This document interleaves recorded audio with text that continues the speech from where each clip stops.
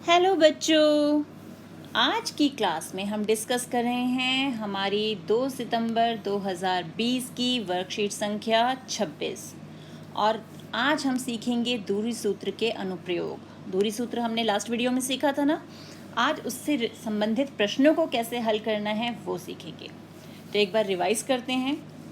बिंदुओं P यानी x1, y1 और Q जिसके कोऑर्डिनेट्स हैं, निर्देशांक हैं x2, y2, उनके बीच की दूरी d किसके बराबर होती है? हमने फॉर्मूला सीखा था ना, x2 माइनस x1 का स्क्वायर जमा y2 माइनस y1 का स्क्वायर और उसका वर्गमूल। और बिंदु P एक्स वाई की मूल बिंदु 0, 0 से दूरी कैसे निकालते हैं हम? उसका सीधा सीधा फॉर्मूला है एक्स स्क्वायर जमा वाई स्क्वायर का वर्गमूल। तो ये हो गए हमारे फॉर्मूले जो हमने लास्ट वीडियो में सीखे थे। तो अब है कि अगर हम 2 से अधिक बिंदु लें तो भी क्या दूरी सूत्र का प्रयोग कर सकते हैं? हाँ, तब भी हम दूरी सूत्र का प्रयोग कर सकते हैं। कैसे करेंगे, आइए अब देखते हैं। अब यहाँ पर हमें 2 स्थितियाँ दी गई हैं। सबसे पहले हम स्थिति 1 देखते हैं। समदूरस्थ यानी समान दूरी पर, सम यानी समान दूरी, यानी दूरी तो हमें पता ही है, स्थित, स्थ का मतलब स्थित। तो x अक्ष पर वह बिंदु ज्ञात कीजिए जो बिंदुओं a यानी -2,5 और b यानी 2,-3 से समदूरस्थ है, समान दूरी पर है। तो यानी कोई 2 पॉइंट्स ये a और b है, इनसे समान दूरी पर x अक्ष पर एक बिंदु है जिसके हमें मान ज्ञात करने हैं। अब क्योंकि वो x अक्ष पर है तो उसमें सिर्फ x का मान तो होगा, लेकिन y तो कुछ भी नहीं होगा क्योंकि वो x अक्ष का बिंदु है। तो हमारे निर्देशांक हो गए x, 0। अब a हमें दिया हुआ है -2,5 और b दिया हुआ है 2,-3। तो हम क्या करेंगे, क्योंकि हमें ये समान दूरी दी हुई है यानी ये दूरी और ये दूरी बराबर होनी चाहिए। एक बार तो बेटा हम ये दूरी, इसको हम मान लेते हैं C है ये पॉइंट, एक बार हम AC निकालेंगे और एक बार BC, और फिर उन दोनों को बराबर रखेंगे क्योंकि वो समान दूरी पर हैं, उनके दूरियां बराबर होनी चाहिए। तो हम दूरी सूत्र का प्रयोग करते हैं और AC बराबर BC करते हैं। तो दूरी सूत्र का प्रयोग करने पे सबसे पहले x2 माइनस x1 यानी x माइनस -2, तो माइनस माइनस हो गया प्लस, यानी x + 2, क्योंकि हम इसे कैसे लिखेंगे, x माइनस -2 का स्क्वायर, तो माइनस माइनस हो गया प्लस, तो x + 2 का स्क्वायर जमा, अब y2 क्या है 0 और y1 है हमारा 5, 0 माइनस 5 का स्क्वायर। तो अब फॉर्मूला क्या, और दूसरी तरफ BC के लिए देखें तो x -2 उसका स्क्वायर जमा 0 माइनस -3, क्योंकि 0 एक फॉर्मूले का माइनस और एक -3 निर्देशांक के साथ है, तो माइनस माइनस प्लस 0 + 3 का स्क्वायर। तो अब इन्हें हल करें। यहाँ पर हमारा कौन सा फॉर्मूला लगेगा, इसमें a + b होल स्क्वायर का फॉर्मूला, और वो क्या होता है हमारा a + b होल स्क्वायर क्या होता है, a² + b² + 2ab, या a² + 2ab + b², कैसे भी लिख सकते हैं।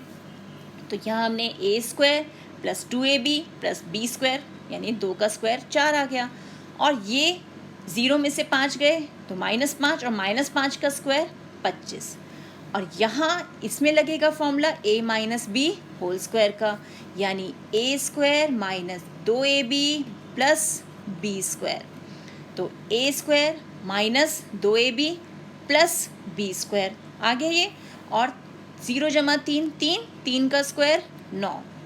अब यहाँ इस x² से ये x² कैंसिल हो गया, ये जमा 4 से ये जमा 4 कैंसिल हो गया, तो बचा कौन, 4x - 4x, इस -4x को भी यहाँ ले जाते हैं तो ये प्लस का बन के आ गया, यानी 4x जमा 4x बराबर 9 - 25, 25 को हम सीधे हाथ पे ले गए थे, यानी 8x बराबर आ गया -16 के, और x हो गया -16/8 यानी -2। तो अभिष्ट बिंदु यानी जो हमें बिंदु चाहिए था वो है हमारा x, 0, x का मान आया है -2, तो बिंदु हो गया -2, 0। अब देखते हैं हमारा दूसरा उदाहरण क्या है, वो भी समदूरस्थ स्थिति पर ही आधारित है। x तथा y में एक संबंध ज्ञात कीजिए ताकि बिंदु x y बिंदुओं 3,7 और 5, 4 से समदूरस्थ हो। कि एक संबंध ज्ञात करना है, कि इक्वेशन बनानी है कि ये जो बिंदु x y है ना, ये 3, 7 और 5, 4 ये जो निर्देशांक हैं इनसे समान दूरी पर हो। तो अब यहाँ पर हम बिंदु को मान लिया कि ये हमारा P है, ये हमारा M है और ये है N। तो समदूरस्थ का मतलब कि P से M तक की दूरी PM और P से N तक की दूरी यानी PN बराबर होना चाहिए। तो यहाँ भी हम दूरी सूत्र लगाएंगे। तो 3 माइनस x का स्क्वायर जमा 7 माइनस y का स्क्वायर बराबर है 5 माइनस एक्स का स्क्वायर जमा 4 माइनस वाई का स्क्वायर। क्योंकि एक बार हमने P से M तक लिया और एक बार हमने किसके बीच में निकाला है 5,4 और xy यानी 5 माइनस एक्स का स्क्वायर 4 माइनस वाई का स्क्वायर। और फिर वही a minus B whole square का फॉर्मूला लगाया तो हमारे पास समीकरण कुछ इस ढंग से आ गई। अब जो कटते हैं उन्हें हम काट देंगे, जैसे एक्स स्क्वायर से कैंसिल, वाई स्क्वायर से कैंसिल। अब जो बच गए हैं एक्स वाई की टर्म्स को हमने उल्टे हाथ पे रखा और जितने भी नंबर्स हैं उन्हें हम सीधे हाथ पर ले गए। हल किया तो हमें मिला 4x माइनस 6y बराबर -17। तो ये है वो संबंध यानी वो समीकरण जो हमें ज्ञात करनी थी। अब आते हैं हम हमारी स्थिति 2 पे। स्थिति 2 क्या है? संरेखी यानी एक ही रेखा पर बिंदु या त्रिभुज। तो अगर हमारे 3 बिंदु जैसे A, B, C एक ही लाइन पर हों तो क्या हम इनसे त्रिभुज बना सकते हैं? नहीं। तो हमारे जब 3 बिंदु एक ही रेखा पर होते हैं तो उन्हें हम कहते हैं संरेखी बिंदु। और उसमें क्या गुण होता है कि अगर हम AB में BC की दूरी जोड़ दें तो हमें पूरा AC मिल जाता है, यानी AB जमा BC बराबर AC। और 3 बिंदु त्रिभुज कब बनाएंगे? जब ये बराबर नहीं होंगे, यानी या तो AB जमा BC AC से बड़ा हो, या AB जमा AC BC से बड़ा हो, या AC जमा BC AB से बड़ा हो। यानी किन्हीं 2 भुजाओं का योग हमेशा तीसरी भुजा से बड़ा होना चाहिए, तो हमारा त्रिभुज हमें मिल जाएगा। तो इसी जो गुण है इसका यूज़ करके हम पता लगा सकते हैं कि जो हमें बिंदु दिए गए हैं वो संरेखी हैं या नहीं। और दूरियों से पता भी लगा सकते हैं कि जो हमारा त्रिभुज बन रहा है वो किस टाइप का है। अब जैसे उदाहरण 3 ये हमें दिया हुआ है, बिंदुओं P, T और Q से बनने वाले त्रिभुज का प्रकार बताइए। तो अब हमारा त्रिभुज कुछ इस प्रकार का है। ये है हमारा त्रिभुज, इसमें एक का नाम है P, T, Q, ये हमारे शीर्ष हो गए 3। तो अब हम क्या करेंगे, इसमें 3 भुजाएं हैं, तीनों भुजाओं की लंबाई निकालेंगे, यानी दूरी सूत्र का प्रयोग करके इनकी हम लंबाई निकालेंगे। तो सबसे पहले हमने PT निकाला, PT को हल किया तो √26 उत्तर आया। TQ को दूरी सूत्र का प्रयोग करके हल किया तो √82 उत्तर आया। और QP जब उसे हल किया तो √80 उत्तर आया। यानी तीनों भुजाओं में से कोई भी भुजा आपस में बराबर है ही नहीं। तो जब हमारी कोई भी भुजा बराबर नहीं होती तो वो कौन सा त्रिभुज होता है? विषम बाहु। कैसा त्रिभुज होता है वो? विषम बाहु। और अगर ये तीनों भुजाएं बराबर आ जाती तो हमारा त्रिभुज कैसा होता? तब हमारा त्रिभुज होता समबाहु, है ना। और अगर सिर्फ 2 भुजाएं बराबर होती तो कैसा त्रिभुज आता? समद्विबाहु। तो ये है हमारे त्रिभुजों के लिए हम कैसे बता सकते हैं कि किस प्रकार का त्रिभुज हमारा बना है। अब आ गया, हम जब त्रिभुज बना लिया अब हम चतुर्भुज भी चेक कर सकते हैं। चतुर्भुज यानी 4 भुजाएं। अब हमने 4 बिंदु लिए A, B, C और D, तो 4 भुजाएं बनेंगी AB, BC, CD और AD। तो अगर ये चारों भुजाएं बराबर हैं तो चारों भुजाएं किसकी बराबर होती हैं? या तो वर्ग की या समचतुर्भुज की। तो वर्ग और समचतुर्भुज में कैसे अंतर पहचाने? अगर विकर्ण यानी अगर कोई हमारा इस ढंग से ये ABCD है तो ये विकर्ण हुए। तो अगर विकर्ण AC बराबर BD है तो हमारा वर्ग बनेगा, और अगर हमारे विकर्ण बराबर नहीं है, यानी कुछ आकृति इस प्रकार की है ABCD, तो ये विकर्ण बराबर नहीं है ना हमारे, तो उस केस में जब हमारे AC बराबर BD नहीं है तो हमारा समचतुर्भुज होगा। यानी हम 6 दूरियां निकालेंगे, 6 लंबाइयां ज्ञात करेंगे पता करने के लिए कि चतुर्भुज किस प्रकार का बनेगा। फिर अगर हमारी सम्मुख भुजाएं यानी अपोजिट डायरेक्शन जो है, साइड्स जो हैं वो इक्वल हो जाएं, यानी AB बराबर CD के हो जाए, ये AB बराबर CD और BC हो जाए AD के बराबर, तब हम कहेंगे रेक्टेंगल है, यानी हमारा आयत है। लेकिन एक आकृति ये होती है जिसमें भी सम्मुख भुजाएं बराबर होती है, जिसे हम समांतर चतुर्भुज कहते हैं। तो अब इनमें अंतर कैसे करेंगे? तो अगर विकर्ण बराबर हैं तो आयत बनेगा, अगर विकर्ण बराबर नहीं है तो समांतर चतुर्भुज बनेगा। तो जो काम हमने वर्ग और समचतुर्भुज में किया वही हमें आयत और समांतर में करना होगा, समांतर चतुर्भुज में। क्लियर? अब देखते हैं हमें प्रश्न क्या दिए गए हैं। प्रश्न क्या है हमारा? निर्धारित कीजिए कि क्या बिंदु -4,3, 0,3 और 2,3 संरेखी हैं। यानी हमें चेक करना है कि ये संरेखी हैं या नहीं। तो चलिए चेक करते हैं। तो ये है हमारा प्रश्न और पॉइंट्स हैं हमारे, हम पॉइंट मान लेते हैं। ए है हमें दिया हुआ -4,3, बी दिया है 0,3 और सी दिया है 2,3। तो ये 3 पॉइंट्स हैं और हमें पता है संरेखी के लिए क्या होना चाहिए, AB प्लस BC मिलकर AC के बराबर आना चाहिए। यही होता है ना संरेखी के लिए।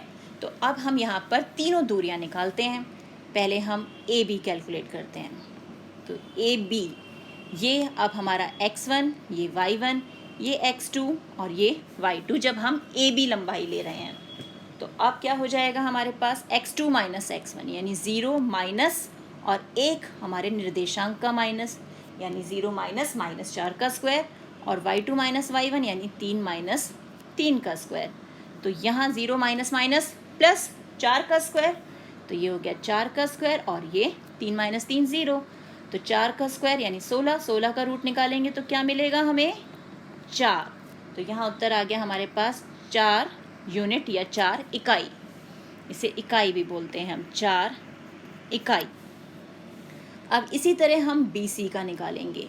अब जब हम BC की बात करेंगे तो इस बार ये x1 y1 और ये x2 y2 बन जाएगा। तो अब इसमें भी फॉर्मूला लगाते हैं, 2 माइनस 0 का स्क्वायर जमा 3 माइनस 3 का स्क्वायर।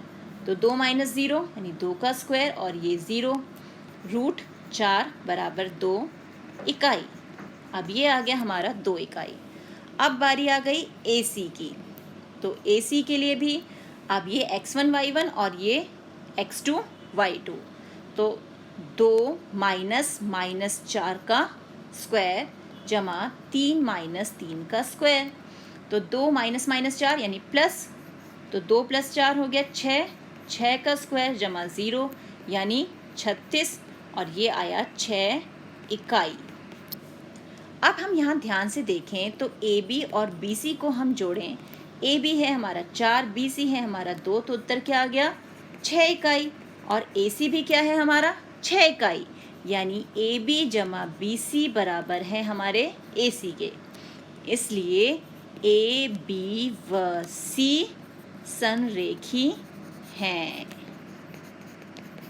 ये हो गया हमारा उत्तर।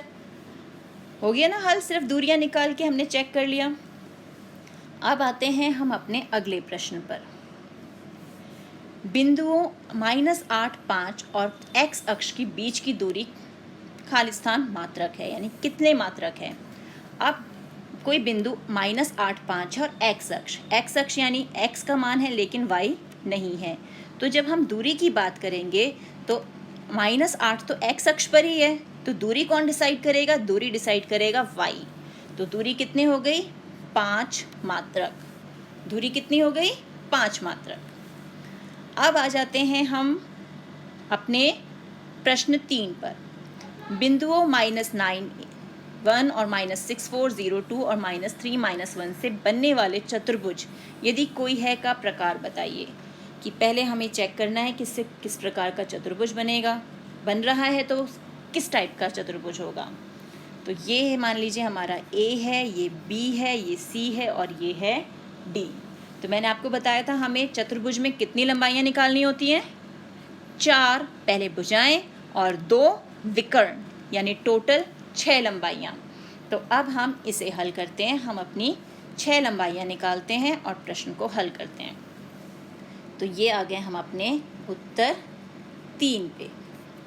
अब यहाँ सबसे पहले हमारा AB, हम कौन कौन सी दूरी निकालेंगे, 1 निकालेंगे AB, फिर BC, फिर CD, AD, पहले 4 निकालते हैं यानी हमारी सारी भुजाएं। तो AB के लिए -6 -9, तो यानी माइनस प्लस का स्क्वायर जमा y2 - y1 यानी 4 - 1 का स्क्वायर। तो इसे हल करेंगे तो हमें मिलेगा √9 + 9 यानी √18। ये हमें मिल गया। अब BC की बारी, BC को कैलकुलेट करते हैं। BC हो गया हमारा 0 - -6 यानी 0 + 6, तो 6 का स्क्वायर जमा 2 - 4 y2 - y1 2 - 4 का स्क्वायर। तो यहाँ हमें मिला 36 और 2 - 4 -2, उसका स्क्वायर लेंगे तो 4 यानी √40। ये हमें मिला यहाँ पर। अब बारी आई CD की, यानी C और D, -3 - 0, तो -3 का स्क्वायर हो गया जमा -1 - 2 -1 - 2 का स्क्वायर। तो यहाँ भी हमें मिला 9 + 9 यानी √18। अब बारी आ गई हमारी AD की। AD यानी हो गया हमारा -3 + 9 का स्क्वायर जमा -1 - 1 का स्क्वायर। तो यहाँ हमें मिला 36 + 4 यानी √40। अब हम देख सकते हैं हमारी 2 भुजाएं यानी अपोजिट जो हमारी सम्मुख भुजाएं हैं AB और CD वो बराबर हैं और BC और AD बराबर है। तो ये या तो आयत होगा या समांतर चतुर्भुज। तो अब चेक कैसे करना है, हमें चेक करना है विकर्ण से। विकर्ण यानी हमारा AC और दूसरा है BD। तो AC का मान निकालें। AC क्या निकलेगा, 0 - -9 यानी 0 + 9 का स्क्वायर जमा 2 - 1 का स्क्वायर यानी 81 + 1 आ गया √82। और BD का मान निकालें तो -3 + 6 का स्क्वायर जमा -1 - 4 का स्क्वायर y2 - y1। तो ये मिला हमें 3 का स्क्वायर जमा -5 का स्क्वायर। तो ये हो गया 9 और ये हो गया 25 यानी √34। अब यहाँ पर AC बराबर नहीं है BD के, यानी हमारे विकर्ण बराबर नहीं है। और जब विकर्ण बराबर नहीं होते तो चतुर्भुज कैसा होता है, समांतर चतुर्भुज। तो ये हमारा समांतर चतुर्भुज है। तो देख रहे हैं हम किस प्रकार से पहले हमने 4 भुजाएं निकाली, चेक किया कि 2 भुजाएं बराबर हैं अपोजिट वाली, तो हमने विकर्ण भी निकाले और फिर देखा कि ये समांतर चतुर्भुज है या आयत। तो बेटा इसी से संबंधित NCERT के प्रश्नों को हल कीजिए। मिलते हैं एक और वीडियो में, तब तक keep practicing and enjoy maths.